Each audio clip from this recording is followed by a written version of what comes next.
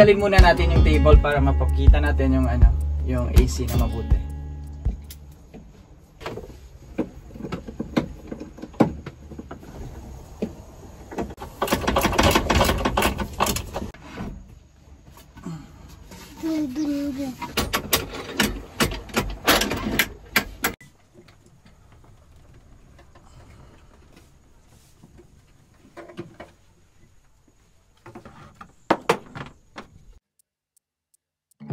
Hello sa lahat! In this video, we will explain how we install this portable AC inside the van. Ang brand pala ng AC na to is Carrier. And it's a portable 1 HP. Capable siya hanggang 19 square meter na area. Yun nga, Carrier ang napili natin. It's because it's one of the trusted brand here in the Philippines. And Carrier din naman lahat ng ano natin sa bahay, di ba? Ng ating aircon. Pero again, if gusto nila, may preference sila ng brand, okay but lang. But I'm not sure if kung yung ibang brand kayang palamigin ang ano.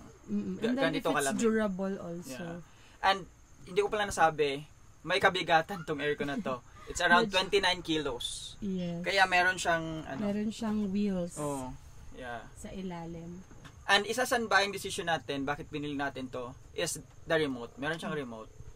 So, if may remote, mas easier, di ba? Yeah. Nagising ka ng maaga or whatever. Mas easier so, sa'yo to adjust pag natutulog ka, you can just also. adjust it, right? Saan ang gusto mong temperature.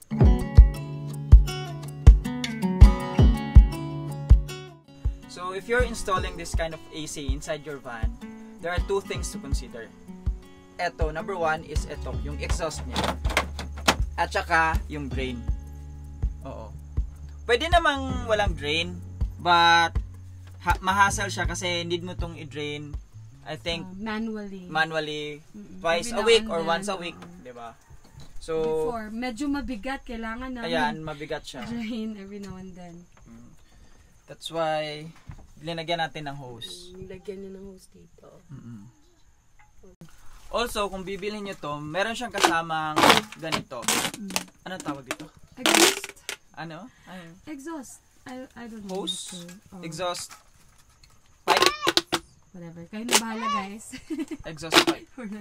So, meron siyang kasama nito. Ito is, kung walang butas yung van nyo, pwede nyo itong i-angle palabas sa window. Sa window. Kasi before, hindi pa namin nagawa ng hole. Oo. Baligan yun siya. Parang ganun. Hindi pa namin nagawan. Ito yung ginagamit namin sa window. But the problem of using this one is umiinit siya. Kasi dito lalabas yung hot air. And nagra-radiate siya ng heat. That's why we decided na direct na siya dun sa butas para wala ng heat na papasok dito sa loob.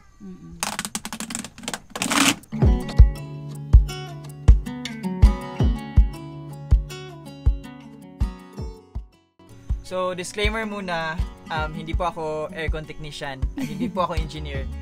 But, I'm explaining this based on my research and experience on how we are using this kind of AC. So, eto explain natin. Okay. So, this is the difference between a window top split type and a portable AC. So, para malaman natin how a portable AC works, need nating ma-differentiate ano ang kabiyahan niya sa window type tsaka split type. So, I made this diagram and ito yung mga rooms and may iba't iba siyang air conditioner. So, ito yung window type natin, split type tsaka portable AC. So, kita naman sa lahat sa diagram natin, ang difference ng isang portable AC is nasa loob ang lahat ng component niya, right? So, same lang lahat to, but ito lang is nasa loob. Dito sa window type AC, ang hot part kasi, yung mga aircon kasi, meron niyang hot part na need siyang palamigin. Ang tawag dyan is yung condenser. So, nandito sa labas yung condenser niya at saka fan. So, in order na mag-work efficiently yung ating window type na AC, may fan dyan na magpapalamig dito, right? So, hihigop siya ng hangin ngayon dito sa labas at saka palalamigin to. tapos dito lalabas na yung hot air. Sa loob naman is cold air lang ang nagsi-circulate. Kaya niyang i-reach yung desired na temperature na pinili mo, right? So dito naman sa split type, kagaya lang din ng window type, right? Nasa labas yung hot area niya or yung condenser at pinapalamig to ng fan. So hihigop yan, ang fan hihigop ng air dito sa labas, ibubuga niya sa condenser, tapos maglalabas ng hot air, right? And yung air naman sa loob is mag-circulate lang, papalamigin niya ng papalamigin hanggang ma-reach niya yung desired temperature. So, but dito, sa portable AC, iba siya. Since nasa loob yung hot na component niya, which is yung condenser, at saka nasa loob din yung fan, hihigop siya ng hangin ngayon sa labas, galing sa labas. Kasi nagpapalabas siya ng hangin na hot air dito. So, di ba, pag may lumabas na hangin, may papasok din dapat, di ba? So, yan ang nangyayari. So, yung mga air sa labas, papasok yan sa mga butas ng windows, ng doors, magbi-mix siya dito sa loob na na air, sa malamig na air dito sa loob.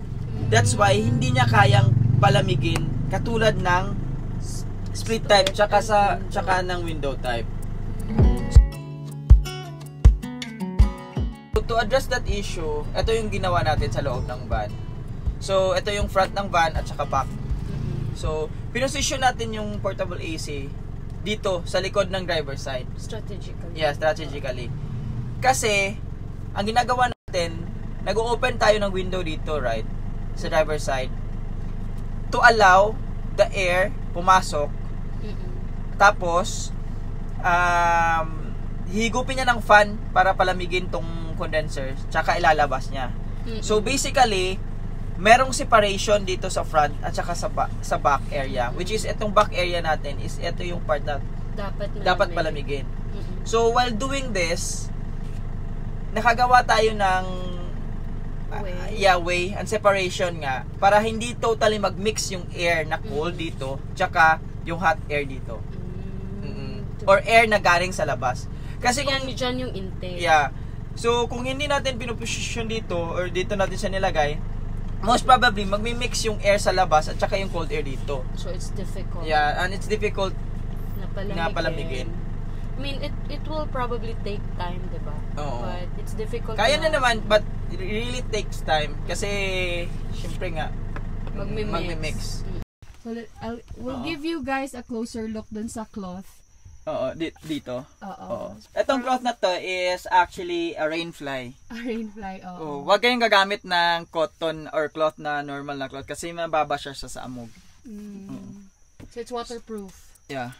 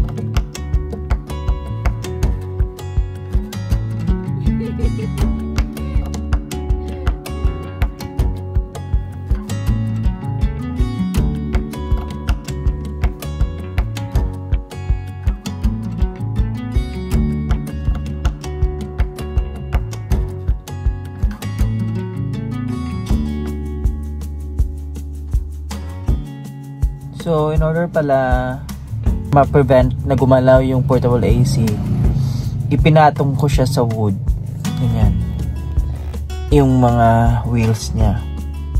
So, pag hindi namin kinagamit yung portable AC namin, ginawan ko siya ng takip. So, ito. So, ganito siya. Yan. Tapos, na-cover lang namin siya.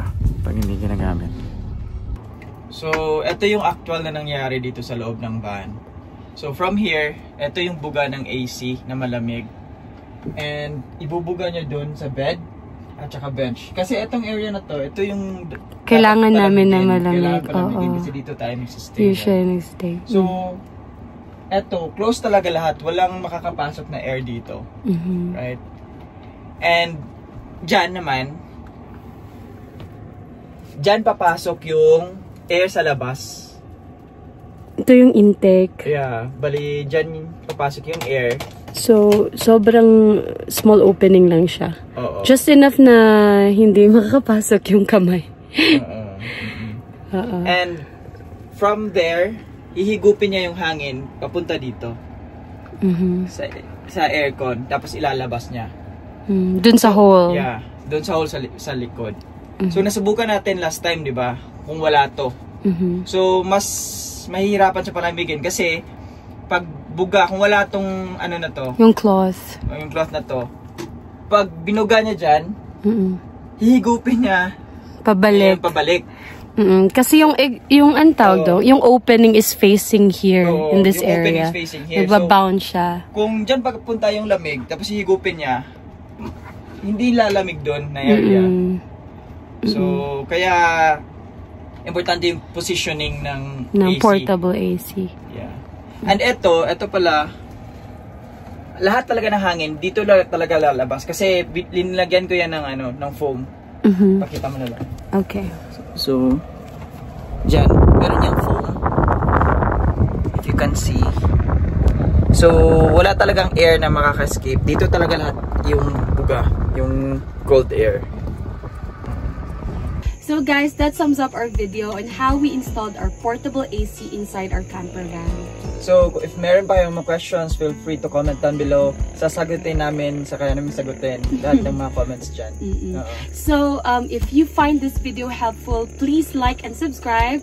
Or if you're already subscribed, please share it with your friends and family who might find this video helpful. So, thank you so much. Click the like button also. Thank you so much for your support, guys. And bye sa lahat. Bye sa lahat. See you in our next video. Bye!